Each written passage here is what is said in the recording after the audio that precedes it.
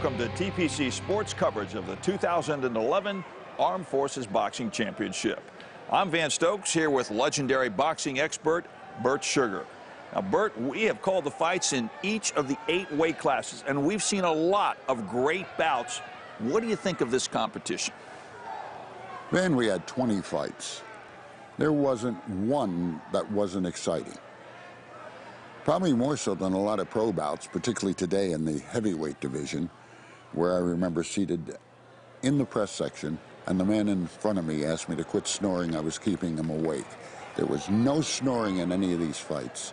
These were exciting, come from behind wins, exciting action, and exciting and great technique by a lot of these fighters, all of whom were fighting not only obviously for their pride, hopefully for the 2012 Olympics, but for their unit and division and branch of the service. And that gave it a special meaning. We truly had the opportunity to see all of the elements of good Olympic-style boxing. Well, we've seen some memorable fights over the course of this tournament, including a come-from-behind win by the Army's Toribio Ramirez over the Marines' Tommy Roque. Roque was the defending 2010 champion in the 132-pound weight class, and Ramirez was the underdog. That was quite a bout. After 2 rounds, it looked like Roque. Or as he called himself, Roque, no joke Roque. It was no joke, he was way ahead. But somehow the fates are very, very favorable and very, if you will, they love a good comeback. The fates favor a comeback. And in this fight, you saw something you rarely see. A Hail Mary home run doesn't even compare to what that fight was in the comeback that was put on by Ramirez. Indeed, it was a great bout, but it wasn't the only one. Let's take a look back at some of this year's best bouts, including Roque versus Ramirez. This is one of those fights you look forward to seeing in every fight, whether it's amateur or pro.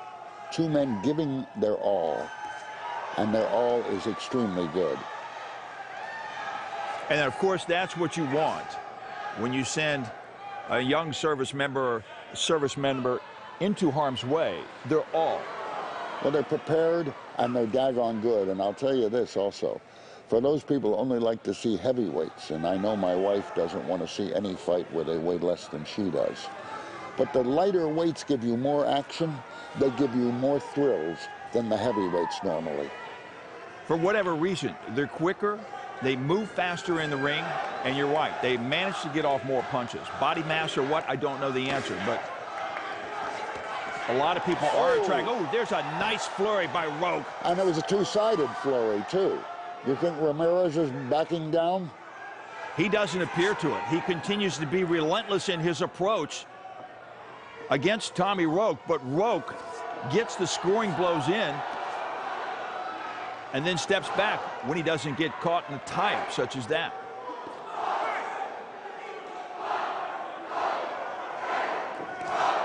I want to see him fight, not hug. But look at this, Bert.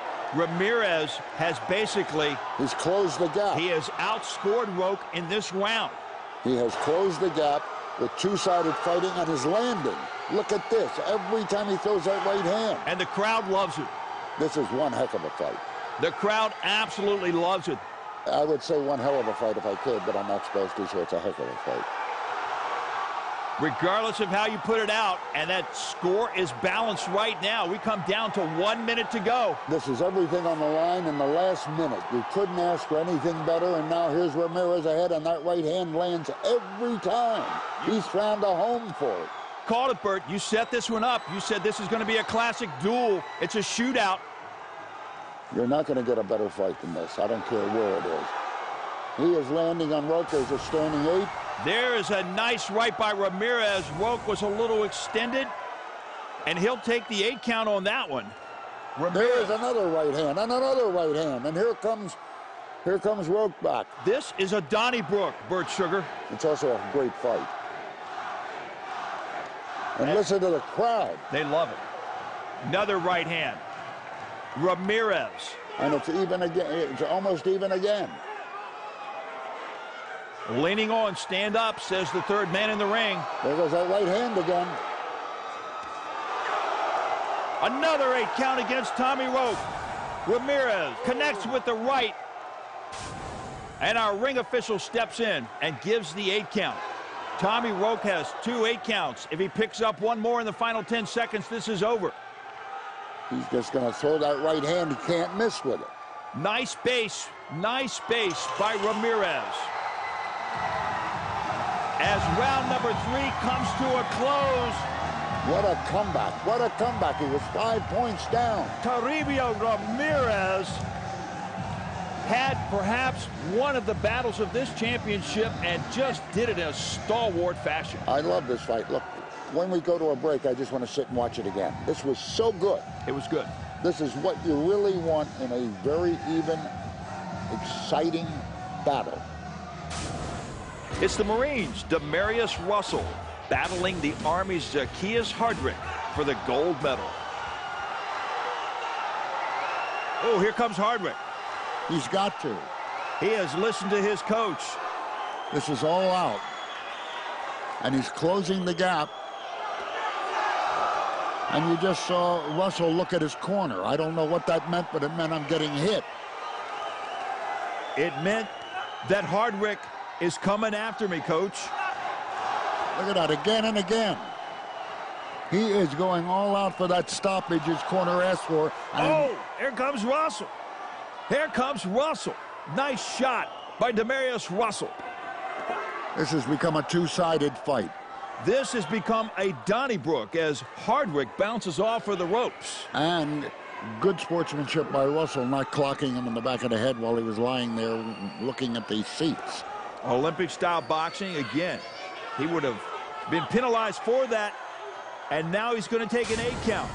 He looked tired in that. That he did. Ooh, there's a shot down there. That's the reason he looked tired. That came in borderline low blow. That wasn't borderline. It hit him just above the knee. And the referee was not in the position to call that, Bert. He was on the backside there, could not see it. So he takes the time, he recovers, and he can continue well now. He has recovered, ready to go. Close the gap, and he's going all out. He is on the prowl, but Russell says, you can't hit me if you can't catch me. Leaning on, over in the corner. Referee brings him time doing that. Referee brings, and that's because they do not stop the clock when that happens. And Russell decidingly staying away from Hardrick. That's hardly defensive. He's just going all out. Home run swings with every punch. And if he connects one, though, Bert, he could put it into the left field stands. Oh, another shot. Another shot. And that's going to bring an 8 count. It's those right hands. Right hands always somehow get through a left-hander. So you give him the 8 count to regather himself. 10 seconds remaining in this championship middleweight bout. It's been a Donnybrook here in round number 3. As time expires and this bout comes to a close, it turned into a Donnybrook in round number 3. I have to tell you, it was all out. Hardrick gave it everything he had, and that's what makes this a great fight, and you could hear the crowd. Soldier Kerry Berry versus Marine Melissa Barker.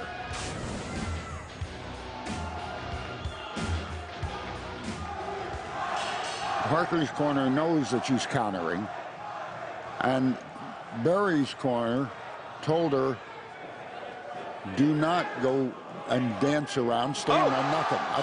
A collision. That's a slip. Clean the gloves off. Wipe the dirt off. That's a collision. I did a lot of those in my boxing days. That was all I ever did, was collision. She picks herself up, gets right back into the fray, does Melissa Park. Nice counters. She's tight. Underneath, picking up another point, and countering again. This is less countering, just total aggression. Barry puts her where she wants her, over against the ropes. See the uppercut. Oh, the head bounces back. That scored. You want to hold my arm? I still have one free. That's what that was. And I'm going to swing at you with my free arm. Kerry Barry's been boxing 11 years, 8 years in the ring so far for Melissa Parker. And so what you're seeing, Bert, are two veteran women boxers. Yeah, but look at the tight defense that Kerry Barry's doing. She's there. She's blocking the punches inside. That one she didn't. But she's able to block them and stand her ground. See that? This is good boxing, period. Well, it's exciting boxing. I might not put him in with Pacquiao or Mayweather tomorrow, but it's good boxing. It is good boxing. And exciting. Particularly when you think that these boxers have the ability to move on to London in the 2012 Olympics. And this is a sport that continues to grow, not just in the United States, but throughout the Olympic community around the world.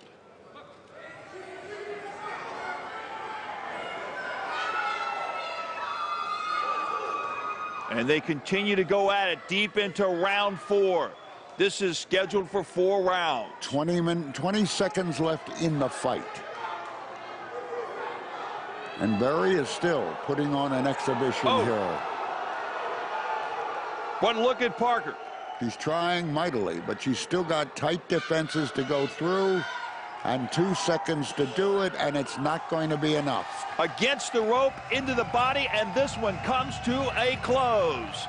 Both boxers know that this has been a good one, and the crowd knows it as well. They love it. They love it.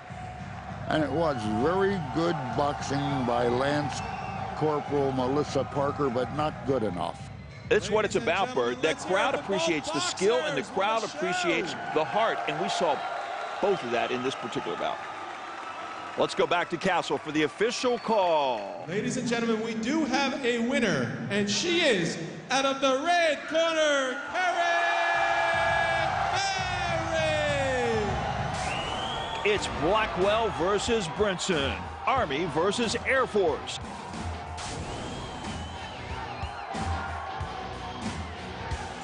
Senior Airman Kent Brinson have a pretty good round 1. And then the crowd also saw Blackwell have a pretty good round 2. He's got the slight edge now, and you see Brinson. Oh, he's tired. He is on his bicycle pedaling backwards. He's just tired.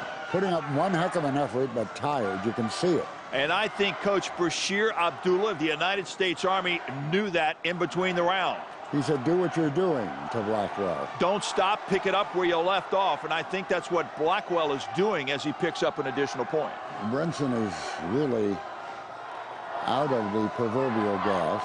He's trying anything he can. A, to stay upright, B, to land punches, but D, not to stand in front of Blackwell too long. You know, we heard Blackwell in his interview. He kept talking about values. Those include loyalty, duty, respect, selfless service, honor, integrity, and personal courage. And they very much on display at this point in time. Well, he's got the drive. He's got the determination. He's got the discipline. Unfortunately, he might not have the stamina then. Oh, and there's his shot. Knees buckle, and he crumples briefly. Does Kent Brinson, but not enough to warrant an 8 count. No, it was just he was just trying to fall down and find a pillow space. As he falls behind now by 6, Charles Blackwell, who won the gold medal last year, trying to add another one. And you can see Blackwell, he knows he's ahead, going to the jab for the first time in the fight just to keep Brinson off. It's all he has to do from here on in the last minute. And Brinson looks so tired he can't take advantage of that. Blackwell knows that he is well conditioned. He has Brinson in the corner. Goes up by 6.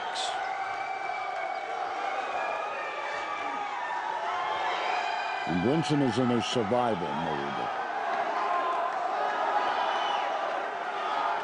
But Blackwell right now, Bert, is on top of his game in this contest. Well, he also has an opponent against him who is just so flat out exhausted. And there's the 8 count. And had given him everything he had. You know, that punch which bounced off his headgear did less to hurt him than just to push him backwards and on tired leg. But the referee can see it in the eyes, and again, the 8 count doesn't count more than a scoring blow, but it's for safety purposes, gives the breather to Kent Brinson, and he comes out in the final seconds now here in round 3 with a little more intensity. And it goes without hesitation to the U.S. Army Sergeant Charles Blackwell in one heck of a performance by Senior Airman Kent Brinson of the Air Force. He gave it everything he had, and just so much so he ran out of gas. The score at the end of 3 rounds determines the winner in amateur boxing, unless the referee stops the contest. When we come back, we'll take a look at the bouts that ended early and why.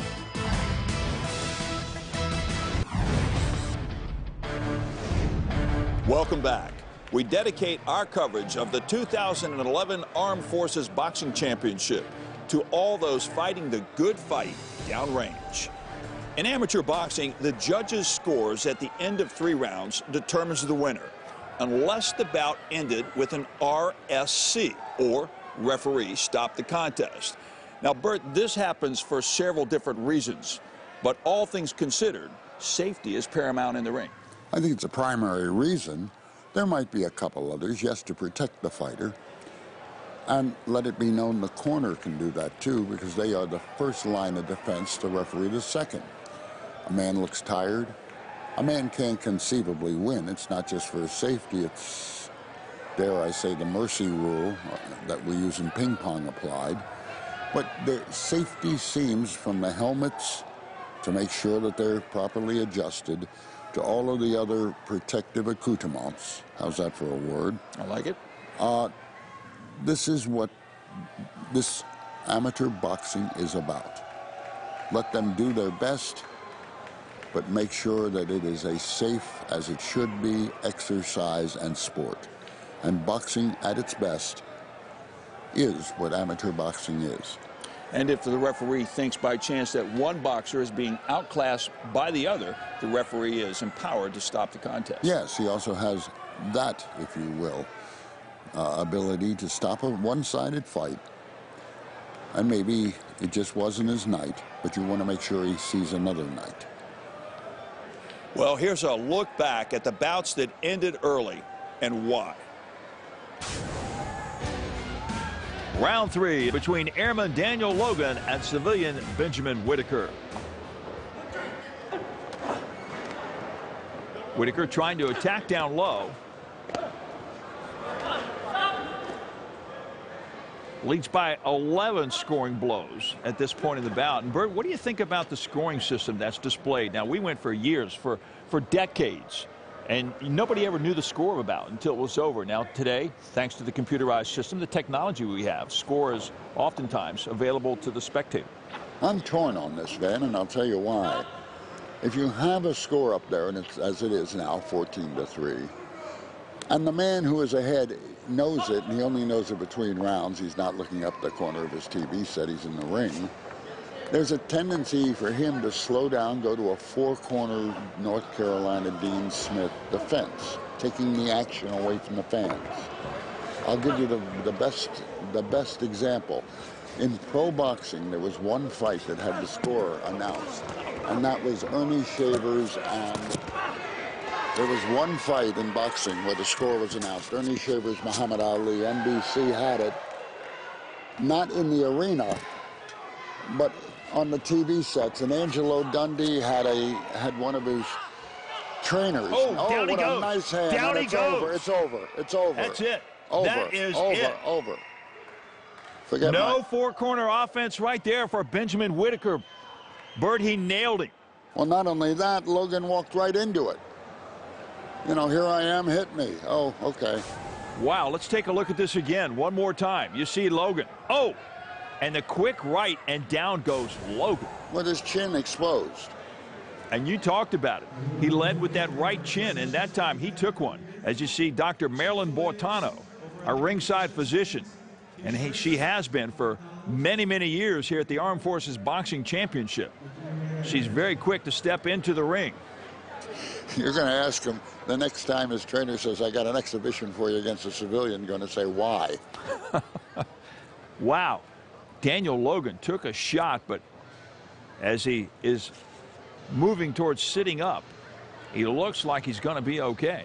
I did not see that coming, Bert, as we were talking a little bit about. Well, he didn't see it himself. There that you see in boxing, the punches that hurt you most are the ones you don't see coming. The ones you can't see. That and is correct. He turned his head, and the right hand just nailed him. Well, he returns to his corner, and Benjamin Whitaker comes over and pats him on the back and says, good bout. And you talk about a learning experience. Wow. It's Vasquez versus Bolden.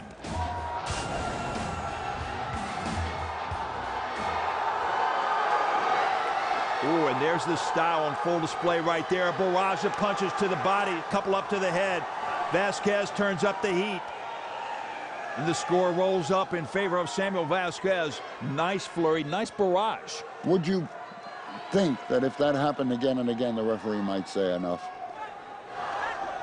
You know, that mercy rule aspect of it's... It might, but he's going to watch that boxer and watch him close. The referee's always going to stay to the open side of those two boxers to the best of his ability. He's got his eyes focused right now on Bolden. He's watching for those telltale effects to the body, to the head. Bolden returns. So does Vasquez. I mean, but Bolden's best punch is a left jaw to the right glove. An 8 count is anywhere in the cards right now. Or is it a right jaw to the left glove? And again, 8 count doesn't take away anything. It's simply a safety mechanism that the referee uses in Olympic-style boxing.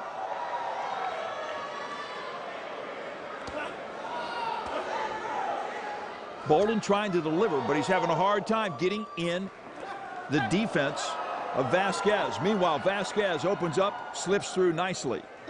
I see no reason to continue this fight. Backing up a little bit goes Bolden. Oh, and there's the 8 count. There should have been one before this. Look at that. Nice combination.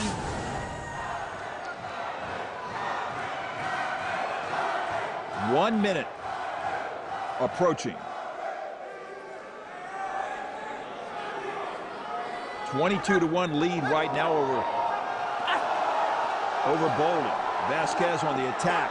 There is no need for this fight. This fight. Second 8 count. Should have been over. It is, Bert. It is. He has seen enough, and the referee stops the contest.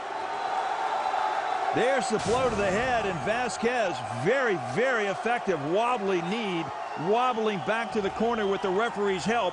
Goes Joel Bolden.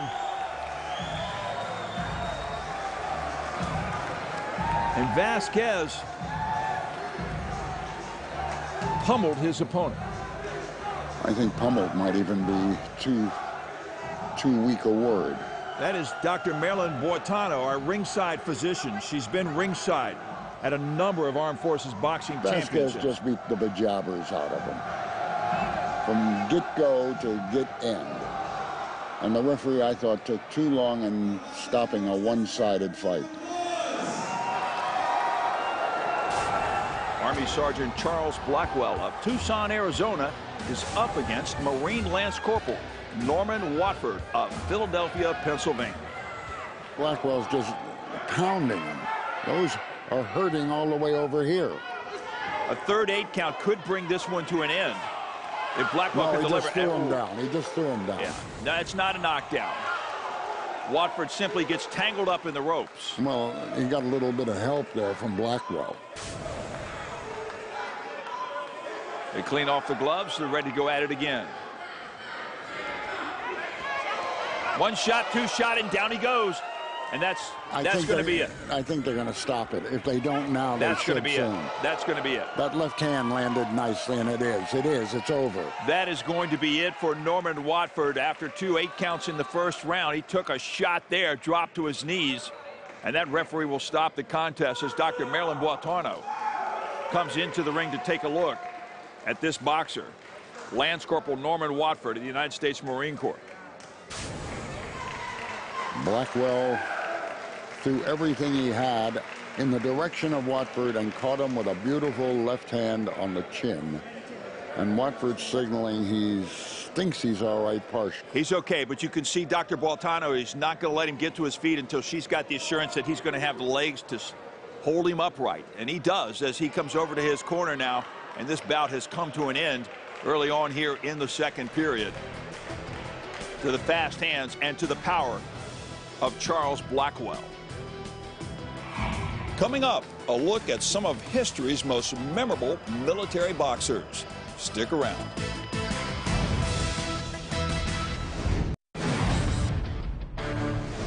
The 2011 Armed Forces Boxing Championship Series celebrates this year's best military boxers. But service members have a rich tradition in the sport of amateur boxing. Bert, let's talk about the legacy of some of the famous military boxers we've seen through the years. In World War I, 1917, the Armed Forces instituted a program whereby the best boxers competed for championships as amateurs. And coming out of that, you had such great fighters. Gene Tunney, the Fighting Marine, was the first service boxer champion to go on to become a great world champion. And by the Second World War, you got many, many fighters who were boxing champions. In fact, the ring magazines of that era, World War II, 1941 to 45, would constantly write about, almost dedicate entire magazines to the servicemen, and would have articles like Stars in the Service. Some of those stars in the service were the Rocky Marcianos.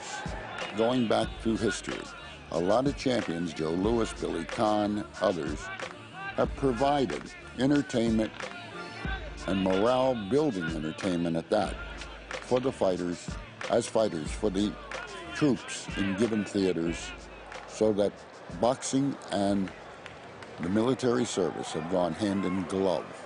Bert, let's talk about some of these individually if we can. First of all, Joe Louis, what stands out in your mind, in your memory, with regard to Joe Louis? Well, Joe Louis was the heavyweight champion at the time he went into the service. Joseph Louis Barrow, B-A-R-R-O-W. And he was in and toured the bases, giving exhibitions. He also made possible, by his request, integrated audiences, which they didn't have up to then, and let it be known that it's remembered by many people, with maybe the exception of Bob Hope and his touring, USO tour, as some of the greatest entertainment given to the troops in given areas. Well, you go back to, of course, Gene Tunney, you go back to Joe Louis, and you bring it forward a little bit. What about Leon Spinks? Well, Leon was a Marine champion. Leon is one of the sweetest men I know. And I tell you that whole truth or nothing but the truth. Another boxer who stands out, Rocky Marciano. Oh, The Rock, who really learned some of his boxing in the service during World War II. He was a hard rock to break. He was beaten in the amateurs, not professionally. But by the time he came out, he'd learned some of his skills, and then a trainer named Charlie Goldman, who said that Marciano throws punches out his rear, so he would stand him in water to get him to change his delivery a little. But Marciano broke his boxing teeth on service boxing. This has been a great training ground, not just for amateur boxing and professional boxing, but a training ground for these kids to grow, because they gain peer acceptance, they gain skills of individuality, and yet discipline from their coaches. Boxing is, bottom line, one of the great teaching methods of growing into a society. Well, it still teaches citizenship, but it also teaches combat readiness, as well as developing the warrior ethos in our military athletes. Bert, behind every great boxer is a great coach. Coming up, we'll hear from each service about the future of their boxing program. Stick around for Coach's Corner.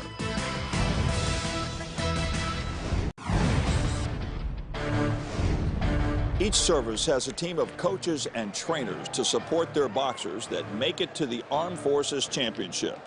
Now, some branches train year-round. Some have only weeks to prepare for this tournament. And, Bert, we can see what a difference it makes to be able to train perhaps year-round or have a good stable behind you. A good stable but a good coach is irreplaceable. These are the people who bring out the best in what they have. They don't try to, it's like everyone is different. You don't try to impose a skill they don't have. You try to use the skill they have and magnify it. These coaches, who are important, are doing that with each fighter. As you watch 20 fights, you'll see 40 different styles. And what has happened is the coach has been able to magnify that style. Many a time, and you and I have heard it, Van, up here, the fighter in the post-fight interview has credited their coaches, and those coaches have instilled in them a discipline, but also a determination, but also a how-to-win frame of mind. You take a look back just through the Olympics, Bert, and you're going to see Pat Nappy, retired Master Sergeant, 76 Olympic coach, 5 gold medals, 88. It was Kenny Adams from Fort Bragg, North Carolina. And today, you've got Olympic coach Bashir Abdullah with the Army, and also Alton Murkison, who left the amateur ranks and went down and worked with Roy Jones. He was Roy Jones, and he was manager of the trainer of the year. These men have learned their skills just as the fighters have, many of them, as they come along, and they're learning it through their fighters and with their fighters. This is important. You can't tell me a great fighter that did not have a great trainer and corner man. That's what these were. It's fair to say that they are in this together. Let's head to the Coach's Corner for their take on the future of their boxing program. You got to bring that bolo or that 6. You got to keep your hands up and that chin down, son. Throw your right hand, throw your combination, and then move. Shoot it straight. It's 2-2 right now. We're tied, okay?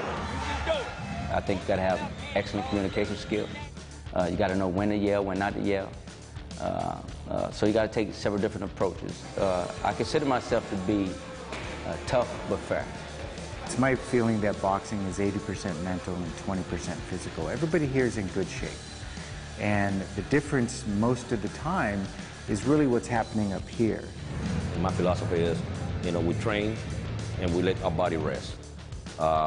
We train in the afternoons, and sometimes we don't train in the afternoon. We train in the daytime. So, it's all different type of training, so that way we don't burn our body out.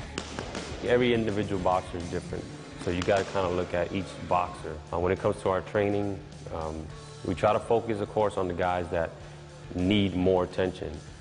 When it comes to the armed forces, those guys that are competing, we put our time into them. Okay, all he's trying to do is set you up with his jab. He's pulling with his jab, okay? Stick to the clams. Okay? Let those hands go, man. It has a lot of challenges because we're essentially starting from scratch every year. And oftentimes, we start with a whole new squad. Guys that we don't have a history with. We don't know their experience, the ins and outs of how they do things. So we have to learn very quickly about each boxer. Don't let them get you into these corners or these ropes and pound away at you. Come on, baby, come on. 3 minutes. It can be intimidating. It just depends on how it gets to the guys. But it's kind of tough when you get in here 5.5, 6 weeks before a major tournament like this, and you're competing against guys that do this year-round. But I try to keep them as motivated as possible. Put a lot of positive thoughts in our training, and hopefully at the end it'll be positive outcome. When you're throwing him in the ropes, I want you working, okay? You just don't run away from him. Okay. All right, he's not big enough to hold that. Okay? It supports the military mission. I mean, I can only imagine some of those soldiers back on the battlefield and they see some of their battle buddies here participating in armed forces and how that motivates them and lifts them if they win a gold medal here representing their service. So it's all about morale.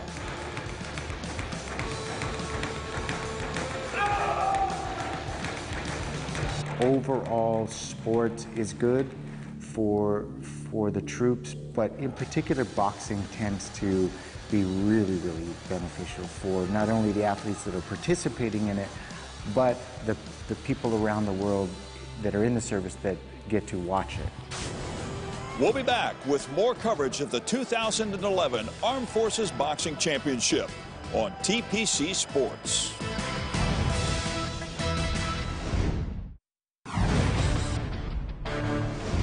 The gold medal winners in the 2011 Armed Forces Boxing Championship will now move on to the Olympic trials for a shot at representing the United States in the 2012 Olympics in London.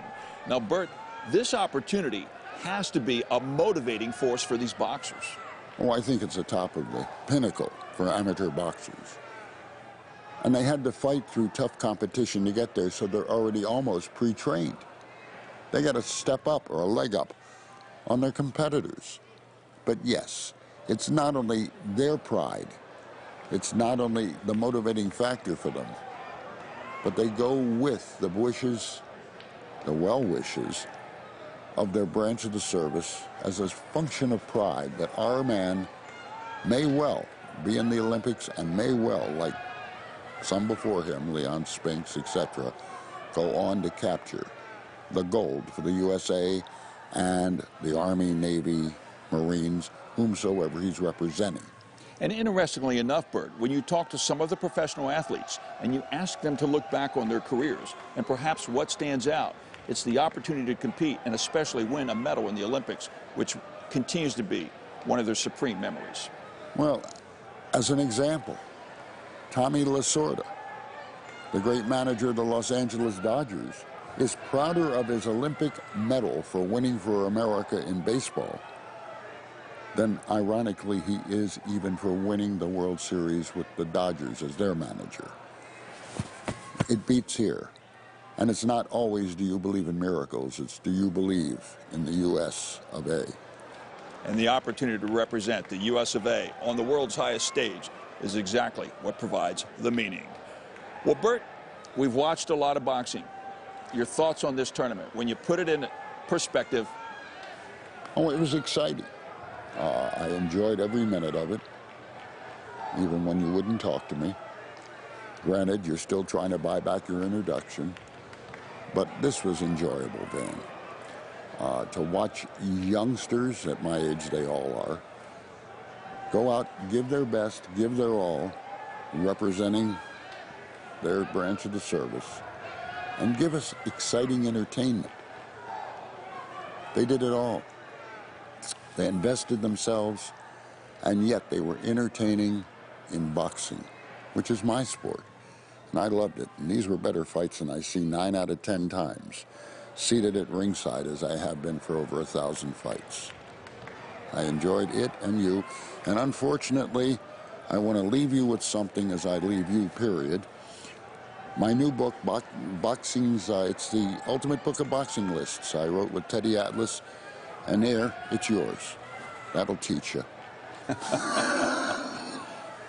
Bert Sugar, I want to say on behalf of TPC Sports, what a pleasure it has been having you as a part of this broadcast team for this competition. Thank you so much. Ben, thank you for putting up with me. We hope you've enjoyed the 2011 Armed Forces Boxing Championship Series. We'll leave you with sights and sounds from the tournament. Airmen from Lackland Air Force Base and soldiers from nearby Fort Sam Houston packed the house to support their fellow service members in the ring.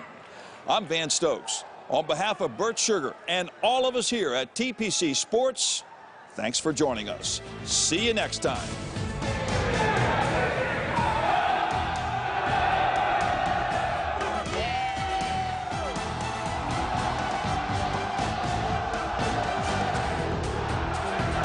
Wow.